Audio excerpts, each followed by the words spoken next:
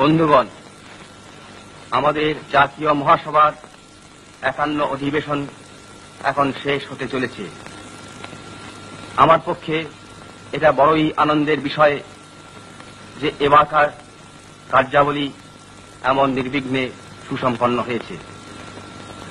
আমি যখন হরিপুরায় রওনা হই তখন অনেকের মনে এরকম আশঙ্কা দেখা দিয়েছিল যে হয়তো হরিপুরায় গত সুরাট কংগ্রেসের পুনরভিনয় হতে পারে, কিন্তু এটা আমাদের পক্ষে বড়ই সুখের কথা যে ভগবানের আশীর্বাদে সেই সমস্ত আশঙ্কা অলীক প্রতিপন্ন হয়েছে। বন্ধুগণ, আর একটা কথা ভেবে আমার মনে আজ আনন্দ দেখা দিচ্ছে। এখানকার অভ্যর্থনা সমিতি সর্দার বল্লভভাই প্যাটেল মহাশয়ের পরিচালনায় যেভাবে কাজ করেছেন এবং যেভাবে আমাদের জন্য সমস্তই ব্যবস্থা সুবন্দোবস্ত করেছেন, এটা আমাদের পক্ষে বড়ই আনন্দের বিষয়। তাই তাদের নিকট আমি আমাদের অন্তরের কৃতজ্ঞতা জানাতে চাই।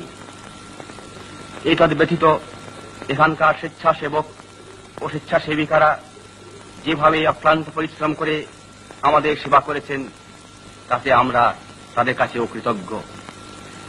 সর্বোপরি এটা আমাদের পক্ষে পরম আনন্দের এবং গৌরবের বিষয় যে মহাত্মা গান্ধী এখানে সশরীরে উপস্থিত থেকে তার আশীর্বাদ ও প্রেরণা আমাদের দিয়েছেন। বিজ্ঞান আমাদের কাজে সহায়তা এখানে করেছে এবং আমি আশা করি যে ভবিষ্যতে আমরা আমাদের প্রচার কার্যে ফিল্ম এবং রেডিও সাহায্য আরো বেশি নেব। সর্বশেষে আমি আপনাদের কাছে আমার অন্তরে নিবেদন জানাতে চাই। সে নিবেদন হচ্ছে এই যে আমাদের জাতির ব্রত এখন উদযাপন হয়নি, আমরা এখনো পরাধীন।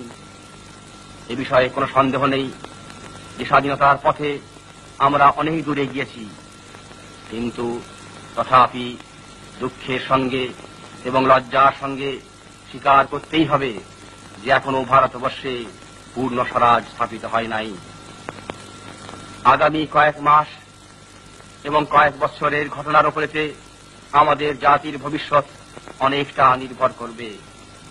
তাই আসুন আমরা বদ্ধপরিকর হয়ে কাজে লেগে যাই।